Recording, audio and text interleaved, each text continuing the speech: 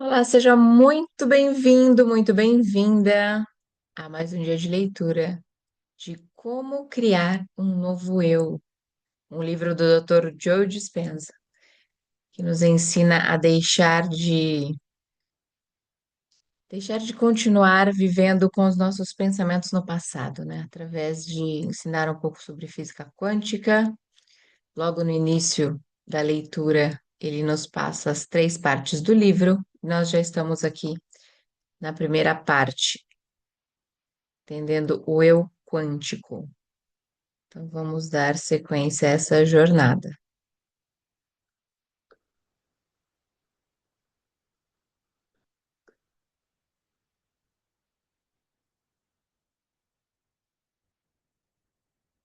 Outro enigma. As partículas subatômicas e os objetos maiores obedecem a regras diferentes. Mas isto por si só não chegava para explicar a natureza da realidade. Einstein e os restantes cientistas tinham outro enigma para resolver. A matéria não se comportava sempre da mesma maneira. Quando os físicos começaram a observar e a medir o mundo microscópico do átomo, repararam que, ao nível subatômico, os elementos fundamentais do átomo não obedeciam às leis da física clássica da mesma maneira que os objetos maiores.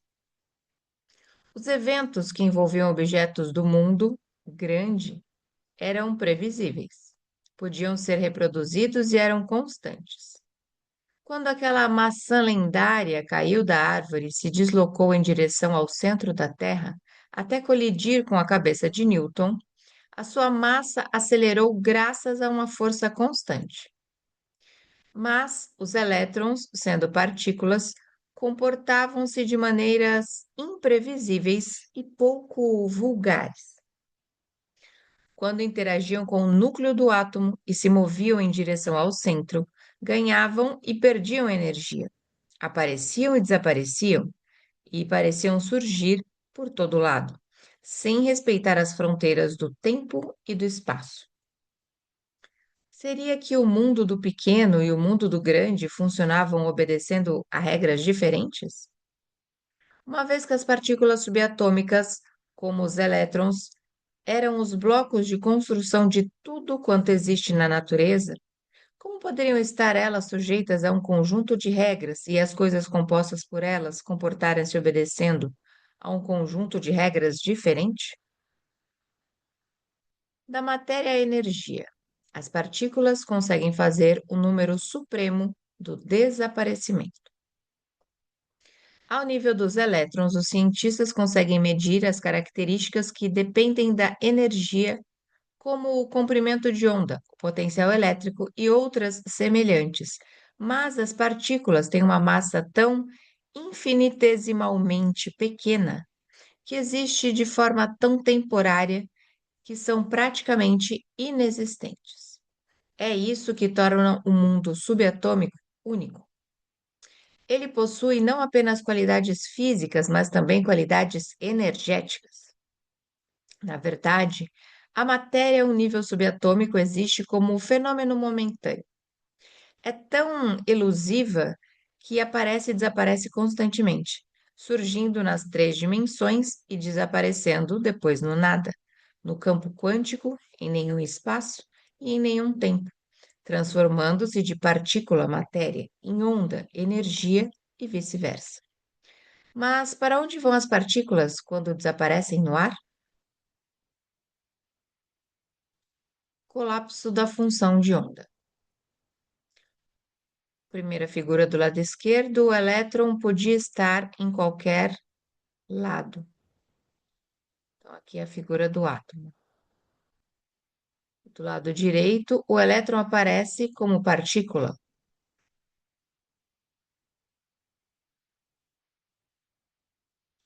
Aqui do lado esquerdo, o elétron desaparece do nada. O elétron reaparece como partícula. Figura 1D, o elétron existe como uma onda de probabilidade num determinado momento, e depois, no momento seguinte, aparece como uma partícula sólida. A seguir, desaparece no nada e volta a reaparecer como partícula num outro ponto. A criação da realidade. A energia responde à atenção plena. Voltemos ao velho modelo do palito e das bolinhas de esferovite para representar para representar a constituição dos átomos. Nessa altura, acreditava-se que os elétrons orbitavam em torno do núcleo como planetas em torno do Sol. Mas, se assim fosse, conseguíamos determinar a sua posição, não era? A resposta é sim, de certa forma, mas não pelo motivo que julgávamos. O que os físicos quânticos descobriram foi que a pessoa que está a observar ou a medir as partículas minúsculas que compõem os elétrons afeta o comportamento e a energia da matéria. As experiências quânticas demonstraram que os elétrons existem simultaneamente numa gama infinita de possibilidades ou probabilidades num campo invisível de energia. Mas só quando o observador concentra a atenção em qualquer localização de qualquer átomo é que este aparece. Por outras palavras, uma partícula não pode, uma partícula não se pode manifestar na realidade, ou seja, no espaço-tempo, tal como conhecemos, até a observarmos. Os físicos quânticos chamam a este fenômeno de o colapso da função de onda, ou o efeito do observador. Hoje sabemos que no momento em que o observador olha para um elétron, há um ponto específico no tempo e no espaço em que todas as possibilidades do elétron colapsam para um evento físico. Com esta descoberta, a mente e a matéria já não podem continuar a ser consideradas elementos separados. Elas são intrinsecamente relacionadas, uma vez que a mente subjetiva produz mudanças mensuráveis no mundo físico objetivo. Já perceberam por que é que o título deste capítulo é O Ser Quântico? Ao nível subatômico, a energia responde à nossa atenção plena e torna-se matéria. Que mudança poderia a nossa vida sofrer se aprendêssemos a dirigir o efeito do observador e a fazer colapsar ondas infinitas de probabilidade para a realidade que nós escolhêssemos? Conseguiríamos aperfeiçoar a nossa capacidade de observar a vida que desejamos? Um número infinito de realidades possíveis à espera do observador. Pondere então o seguinte: tudo no universo físico é feito de partículas subatômicas como os elétrons. Dada a natureza dessas partículas, quando existem como potencial puro, elas estão no seu estado de onda, enquanto não são observadas. São potencialmente todas as coisas e coisa nenhuma, até serem observadas. Existem em todo lado e em lado nenhum, até serem observadas. Então, na nossa realidade física, tudo existe como potencial puro. Se as partículas podem existir num número infinito de lugares possíveis em simultâneo, somos potencialmente capazes de fazer colapsar para a existência um número infinito de realidades possíveis. Por outras palavras, se conseguirmos imaginar um acontecimento futuro na nossa vida, com base num desejo pessoal, essa realidade já existe como probabilidade no campo quântico, à espera de ser observada por nós. Se a nossa mente consegue influenciar o aparecimento de um elétron, então, em teoria, ela consegue influenciar o aparecimento de qualquer possibilidade. Isso significa que o campo quântico contém uma realidade na qual somos saudáveis, ricos, felizes e temos todas as qualidades e capacidades do ser idealizado por nós. Continue a ler e verá que, através da atenção deliberada, da aplicação sincera do novo conhecimento e de repetidos esforços diários, pode utilizar a sua mente como observador para fazer colapsar partículas quânticas e organizar um vasto número de ondas subatômicas de probabilidade num acontecimento físico desejado, chamado experiência, na sua vida. Como se de barro se tratasse, a energia das possibilidades infinitas é moldada pela consciência, a sua mente. E se toda a matéria é feita de energia, faz sentido a consciência, a mente neste caso, como Newton e Descartes lhe chamaram, e a energia, a matéria, segundo o modelo quântico, estarem tão intimamente ligadas que formam um todo? A mente e a matéria estão completamente entrelaçadas. A nossa consciência, a mente, atua sobre a energia, matéria, porque ela é energia e a energia tem consciência. Temos a capacidade de influenciar a matéria porque, ao nível mais elementar, somos energia com uma consciência. Somos matéria consciente. No modelo quântico, o universo físico é um campo de informação imaterial, interligado e unificado. É potencialmente todas as coisas, mas fisicamente coisa nenhuma. O universo quântico aguarda apenas a chegada de um observador consciente, qualquer um de nós, que influencia a energia na forma de matéria potencial, utilizando a mente e a consciência, elas próprias energia, para elevar ondas de probabilidades energéticas e aglutinarem-se em matéria física. Tal como a onda de possibilidade do elétron se manifesta com uma partícula num evento momentâneo específico, também nós, observadores, fazemos com que uma partícula ou um grupo de partículas se manifeste através de experiências físicas na forma de acontecimentos nas nossas vidas. Isto é crucial para compreender de que modo podemos causar um efeito ou provocar uma mudança na nossa vida.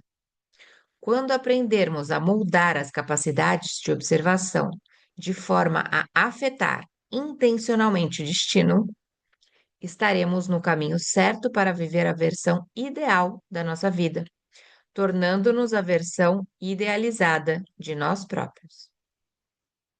Estamos ligados a tudo no campo quântico. Tal como tudo o resto no universo, também nós estamos, em certo sentido, ligados a um mar de informação, numa dimensão para além do espaço e do tempo físicos. Não precisamos sequer de tocar na proximidade de quaisquer elementos físicos no campo quântico para os afetarmos ou sermos afetados por eles. O corpo físico está organizado segundo padrões de energia e informação, que está unida a tudo no campo quântico. Todos emitimos um padrão energético distinto, a nossa assinatura. De fato, tudo o que é material está constantemente a emitir padrões energéticos específicos, e essa energia transporta informação. As flutuações do nosso estado de espírito alteram consciente ou inconscientemente essa assinatura, porque somos mais do que um mero corpo físico. Somos uma consciência que utiliza um corpo e um cérebro para exprimir diferentes níveis mentais. Outra forma de olhar para a interligação entre nós, humanos, e o campo quântico é através do conceito de entrelaçamento quântico ou ligação quântica não local. No essencial, uma vez inicialmente ligadas de alguma forma, duas partículas ficarão para sempre unidas para além do espaço e do tempo. Daí resulta que tudo que afeta uma afeta a outra, ainda que estejam espacialmente separadas entre si. Isto significa que, uma vez que também nós somos feitos de partículas, todos estamos implicitamente ligados para além do espaço e do tempo. O que fazemos aos outros, fazemos a nós próprios. Pense nas implicações que isto tem. Se conseguir assimilar este conceito, terá de concordar que o eu que existe num futuro provável já está ligado ao eu no momento presente, numa dimensão para além deste espaço e deste tempo. Continue a ler. No final, talvez a ideia já lhe pareça normal. Ciência estranha. Conseguimos influenciar o passado? Uma vez que estamos todos interligados para além da distância e do tempo, quer isto dizer que os nossos pensamentos e sentimentos podem influenciar os acontecimentos do nosso passado, tal como os que desejamos no futuro? Em julho de 2000, o médico israelita Leonard Leibovitz realizou um ensaio aleatório e experimental que envolveu 3.393 pacientes hospitalizados, divididos num grupo de controle e um grupo de intercessão. Ele propôs-se verificar se a oração poderia ter algum efeito sobre o estado de saúde dos pacientes. As experiências em torno da oração são excelentes exemplos de como a mente afeta a matéria à distância. Mas continue a acompanhar o meu raciocínio, pois nem sempre tudo é o que parece. Leibovitz selecionou pacientes que haviam contraído sepsia, uma infecção, enquanto estavam hospitalizados. Escolheu aleatoriamente metade dos pacientes por quem seriam ditas orações, ao passo que a outra metade não era alvo de qualquer oração. Comparou os resultados em 3 categorias: duração da febre, duração da hospitalização e o número de mortes resultantes da infecção. Os pacientes por quem se rezou registraram mais cedo uma diminuição da febre e ficaram menos tempo hospitalizados. A diferença no número de mortes entre ambos os grupos não foi relevante em termos estatísticos, apesar de ser inferior no grupo que foi alvo das orações. Esta é uma demonstração poderosa dos benefícios da oração e de como podemos enviar uma intenção para fora do campo quântico através dos pensamentos e dos sentimentos. Há, contudo, um elemento a acrescentar a esta história. Não estranhou que um hospital, em julho de 2000, pudesse ter mais de 3.000 casos de infecções simultâneos? Seria um sítio assim tão mal esterilizado? Ou tratar-se-ia de alguma epidemia descontrolada? Na verdade, as pessoas que estavam a rezar não o faziam por pacientes que tinham sido infectados em 2000. Longe de o imaginarem, estavam a rezar por listas de pessoas que haviam estado hospitalizadas entre 1990 e 1996, ou seja, entre 4 a 10 anos antes da experiência. Os pacientes que foram alvo das orações registraram de fato melhorias durante a década de 90, em resultado da experiência realizada vários anos mais tarde. Dito de outra forma, os pacientes por quem rezaram em 2000 apresentaram alterações mensuráveis do seu estado de saúde, só que essas alterações tiveram lugar anos antes. Uma análise estatística dessa experiência provou que os efeitos eram muito mais do que mera coincidência. Isso demonstra que as nossas intenções, os nossos pensamentos e sentimentos e as nossas orações afetam não apenas o presente ou o futuro, mas também podem, de fato, afetar o passado. Agora, isso leva-nos à seguinte questão: se rezássemos ou se nos concentrássemos numa intenção para termos uma vida melhor, poderia isso afetar o nosso passado, presente e futuro? A lei quântica diz que todas as potencialidades existem em simultâneo. O nosso pensamento e os nossos sentimentos afetam todos os aspectos da vida, para além do espaço e do tempo. O nosso estado de ser ou estado mental, quando a mente e o corpo são um só. Tenha em conta que, ao longo deste livro, vou falar de ter e criar, ora um estado de ser, ora um estado mental. Por exemplo, podemos dizer que o modo como pensamos e nos sentimos cria um estado de ser. Gostaria que compreendesse que, quando utilizo os termos estado de ser e estado mental, esse estado inclui o corpo físico. Na realidade, como irá ver posteriormente, muitas pessoas vivem num estado em que o corpo se tornou a mente, ao serem regidas quase exclusivamente pelo corpo e pelo que ele sente. Por isso, quando falo sobre o efeito que o observador exerce, não se trata apenas da ação do cérebro a influenciar a matéria, mas também a do corpo. É o nosso estado de ser, quando a mente e corpo são um só, como observador, que influencia o mundo exterior. Pensamentos mais sentimentos produzem resultados laboratoriais. Comunicamos com o campo quântico essencialmente através dos nossos pensamentos e sentimentos. Como os nossos pensamentos são eles próprios energia, como sabem, os impulsos elétricos gerados pelo cérebro podem ser medidos por aparelhos, como no caso do eletroencefalograma. Constituem um dos principais meios através dos quais enviamos sinais para o campo quântico. Antes de entrar em detalhes sobre o funcionamento de tudo isso, gostaria de partilhar um estudo notável que demonstra como os nossos pensamentos e sentimentos influenciam a matéria.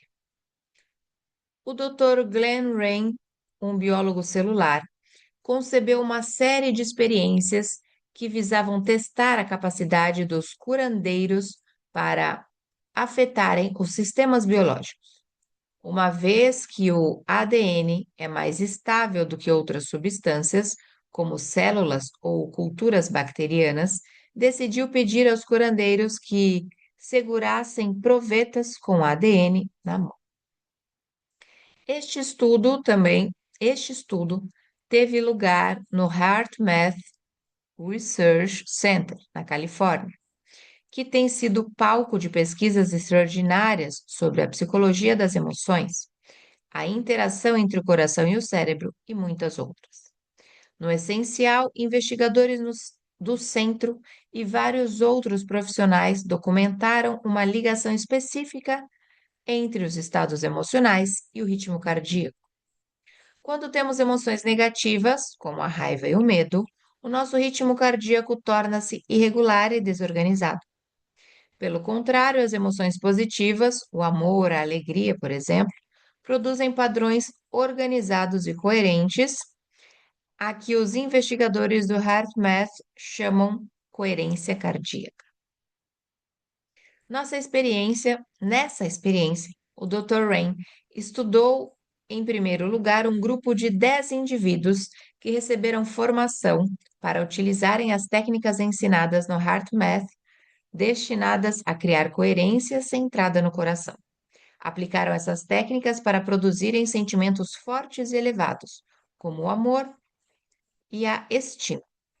E depois, seguraram durante 2 minutos em ampolas que continham amostras de ADN em suspensão em água desionizada. Quando essas amostras foram analisadas, não se havia registrado quaisquer alterações significativas. Um segundo grupo de participantes, também com formação, fez a mesma coisa. Em vez de criarem só emoções positivas, um sentimento de amor e estima, concentraram-se em simultâneo numa intenção, um pensamento, para enrolar ou desenrolar as fitas de ADN. Este grupo produziu alterações significativas em termos estatísticos na configuração, a forma das amostras de ADN. Em alguns casos, o ADN foi enrolado ou desenrolado até 25%. Um terceiro grupo de participantes, igualmente com formação, concentrou-se na intenção de alterar o ADN, mas recebeu instruções para não entrar em qualquer estado emocional positivo. Por outras palavras, estavam a utilizar apenas o pensamento, a intenção, para afetar a matéria. Qual foi o resultado? Nenhuma alteração nas amostras de ADN. O estado emocional positivo, em que o primeiro grupo entrou por si só, não teve qualquer efeito sobre o ADN. O pensamento intencional claramente orientado, sem nenhuma emoção a acompanhá-lo, também não teve qualquer impacto. Só quando se concentraram em alinhar emoções elevadas e objetivos claros é que os participantes foram capazes de produzir o efeito desejado. Um pensamento emocional precisa de um ativador, um catalisador, e essa energia é uma emoção elevada. O coração e a mente a funcionarem em conjunto. Os sentimentos e os pensamentos unificados num estado de ser, se um estado de ser consegue enrolar e desenrolar fitas de ADN em 2 minutos, o que pode isto dizer acerca da nossa capacidade de criar realidades? O que a experiência do HeartMath demonstra é que o campo quântico não responde só aos nossos desejos, os nossos pedidos emocionais. Não responde só aos nossos objetivos, os nossos pensamentos. Responde apenas quando ambos estão alinhados ou são coerentes, ou seja, quando estão a emitir o mesmo sinal. Quando combinamos uma emoção elevada com um coração aberto e uma intenção consciente, com um pensamento claro, enviamos sinais ao campo que responde de maneiras surpreendentes. O campo quântico responde não ao que queremos, mas a quem estamos a ser. Ficamos por aqui em mais esse dia de leitura. Se você nos acompanhou até aqui, é a primeira vez que você acessa os vídeos deste canal, seja muito bem-vindo. Aproveite e já se inscreva, deixe seu like e acesse esta playlist desde o início para acompanhar aqui junto conosco mais este livro do Dr. Joe Dispenza. Caso queira conhecer os outros, é só acessar as playlists aqui. E agora nós vamos conversar sobre essa leitura. Se você quer fazer parte, deixe a sua vontade aqui nos comentários. Assim você fará parte desta comunidade de pessoas com mentes em expansão. Eu sou Vanessa Luz, um beijo no seu coração e nos encontramos por aqui numa próxima leitura.